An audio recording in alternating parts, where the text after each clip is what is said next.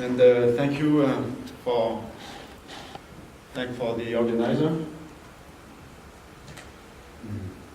How it works? Better here? Can you hear me? No, it's okay? Okay, good. Okay, let me take this. Now I'm ready. Okay, let's go. So my talk today concerned photo-inductions. So Laurent already gave a nice introduction of this work. So this is good. He did a big part of the job. So first of all, I would like to thank the people who really worked. So Charles Bayard, who was really strongly involved in the work, especially for the modeling part. All the calculations are made by Charles.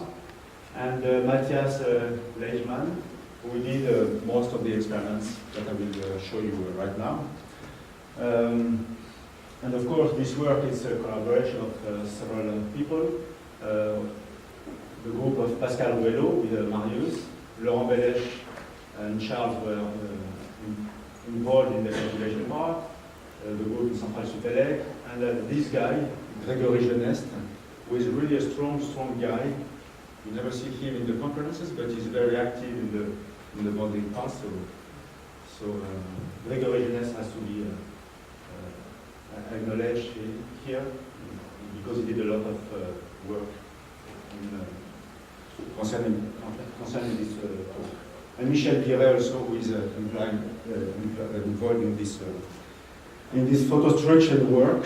I'm going to show you right now. So it has been already introduced. So the idea here is to play with light in addition to all the other parameters that we used, like electric field, strength, stress, magnetic field, etc. So light is also a way to control the properties of, let's say, multiferroic, and especially in case of multiferroic, where you may have a lot of type of application depending on the phenomena you are taking into account.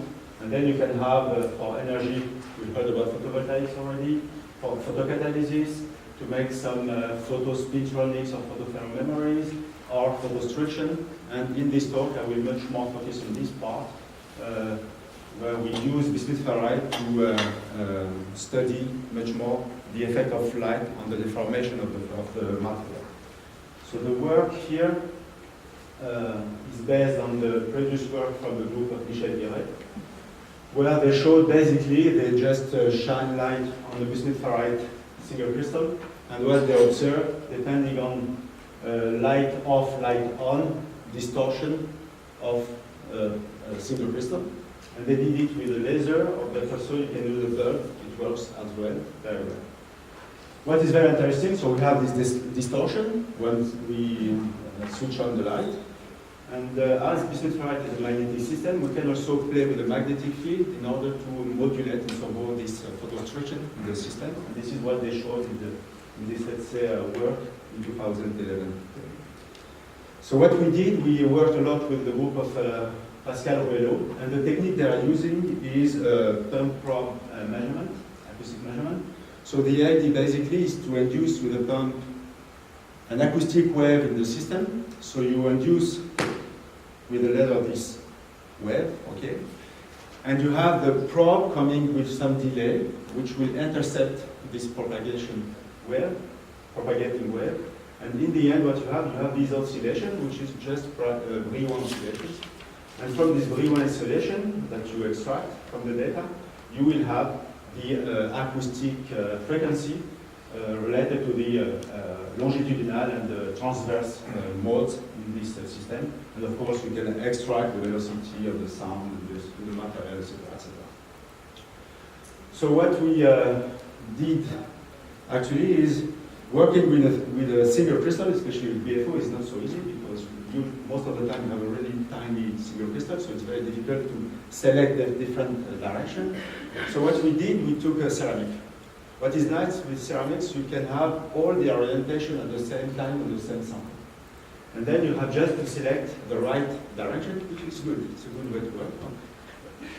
So we select different grains. So we could do that because the spot size is smaller than the grain size. Then we can select different grains and see what will happen in this when we shine with the laser. when we induce these acoustic waves in the system. And this is what we observe typically. So this is the reflectivity with the oscillation, the Brahim oscillations, and from this Brahim oscillation we extract the acoustic modes. And you can see, depending on the grain, and of course depending on the orientation of the crystal in some mode, we have different response, which is normal, I would say. But you see that in some cases we have splitting of the acoustic, transverse acoustic modes. In some cases you have just one. You can have strong longitudinal acoustic wave with respect to the transverse one, or in the reverse case here you have a strong transverse acoustic. And this strong acoustic transverse acoustic mode in respect to the longitudinal one, it's not something which is really usual in the community of pump probe picosecond measurement, because most of the time these guys are working on metals or semiconductors like this one, and this ratio usually is lower than 1. In case of BiFeO, we were super lucky in the sense that we got something like 6. And the reason of this 6, so this huge transverse acoustic mode here, is because the piezoelectric coefficients, which are here, you see the value, this one is negative, this one is positive, and then they have to given theta, this transverse acoustic response will be rather strong because of this, because one of them is negative. And finally, what we have here, we can, thanks to BiFeO, which shine light, instead of having only, let's say, longitudinal wave like this, you have also these transverse ones, which are also very useful for some biologists or for probing some materials.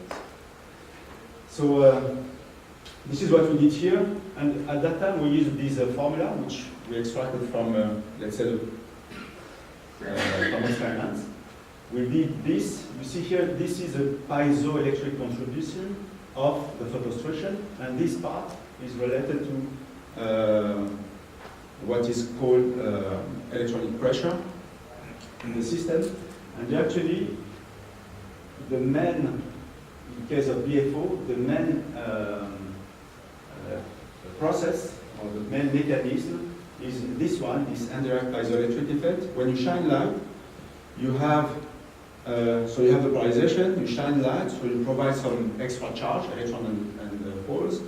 And because of the charge that you provide, the polarization will change, the amplitude of the polarization. If the polarization is changing, as it is coupled to the strength, then you have a distortion of the material. And this is the way that we explained it here. Mainly this effect in case of BiFeO, and this calculation has been done by Marshall, for instance. So what we have observed as well is sometimes we have some splitting of some modes, like this one. And this one is actually normal. Normal effect is just by refringence. And this birefringence, multiferroic is an isotropic system, and you have this birefringence because you have different optical indices, so the ordinary one and extraordinary one. And what we expect, if you come with the extraordinary coming wave here, in order to satisfy the conservation of the momentum, you have this extraordinary one scattered. Or you can also have this one, and then you can scatter the ordinary one.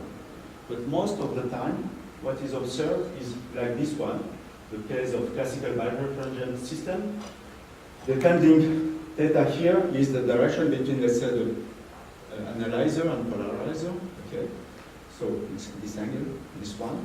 And you see that you can, in case of classical birefringence system, either have the extraordinary to extraordinary, this one, or ordinary or ordinary. So you can switch from this one to this one.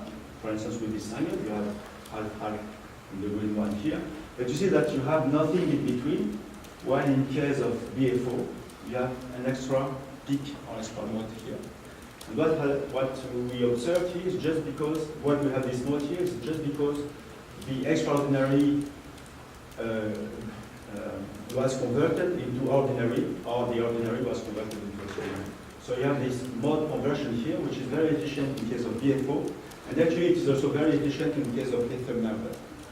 And the reason of that is once you put this type of formula, this coefficient, especially this one, is rather strong in case of lithium niobate. We have no idea in case of bismuth ferrite. We don't have any single crystal, so it's very difficult to determine it. But this one is very strong if you compare it to the calcite here, which is by far much lower. What we did more is to see what will happen for the strand across the magnetic transition, which is at net temperature here. And this is the unit cell determined by X-ray diffraction. This is the A parameter and C parameter if you consider the hexagonal unit cell. And you see that we have changes, strand induced because of Nel transition here. And that is very clear. This has been already reported by other groups as well. And then what we did, we measured the same thing, now with acoustic picosecond measurement. So the same idea, make the measurement at different temperature, extract the modes, and finally what we have, if we plot the frequency at the function of temperature, we do see that for the transverse acoustic mode of the longitudinal one, there is a change occurring around the net temperature here. So which is actually expected because we have seen that by X-ray we have a change of strength, so probably we can expect that by shining light we can also change the behavior of the response when you induce acoustic wave in the system. So to better understand this, Charles once again did the calculation, and you see this is the acoustic, the elastic constant calculated in case of BiFeO as a function of temperature. And you see that some of the coefficients shows a kind of kink around the net temperature here. You see this kink here. And actually this kink is exactly, forget about this, don't know why this is like this here. But anyway, you see that there is a kink here as well, which is very similar to the kink calculated here. So there is a nice agreement between the calculation here and the experiment that we have observed, that we got here. This is the last slide, just to better understand what is the origin of that, of this kink especially, and why we have this kink. Actually, we had a lot of discussion with Laurent and Charles about this, and we were asking what is the cause of this kink, of this change. So the basic one is to consider magnetostriction. So you have the magnetic state appearance, so we can expect magnetostriction coupling, and then you have something appearing. You may have some electrostriction or even magnetoelectric coupling with the strand. And actually this coefficient is the main one which explains the change at net temperature. It's not magnetostriction because if you remove the magnetostriction, this one, if you remove this one, for instance, you can see it here. This one, if you remove it, it doesn't change anything on the red curve, which corresponds to the data. So this is the last slide, and finally, once again, I would like to thank these two guys who really worked hardly to get all these results. Thank you very much.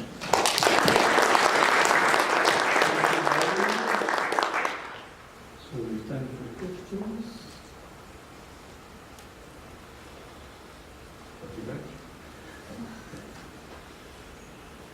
So the calculation that has been done, that it's effective Hamiltonian calculations. Yes, it's effective Hamiltonian, yes. The last one.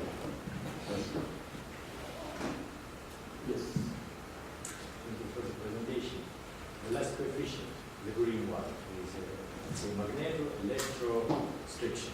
Yes, yes. Is it reducible to the just electrostriction, just magnetostriction somehow combined, or is it really separate coefficient? It's separate. We combined polarization, strand, and magnetization. If you write the Landau expression, you have lambda L is directly related to strand and magnetization, or let's say antiferromagnetic vector if you take it as an order parameter. Electrostriction is the same with polarization and strand, and this one is with strand, polarization. I think it's L squared L squared P squared. directly. Oh, yes, it's the. So It's like trailing a cup. It's- It's like trailing a cup. I'm not sure if it's No. trailing and bottom. I think it's just direct coupling between magnetism and polarization. I'm checking if I don't have it here. I will show you that.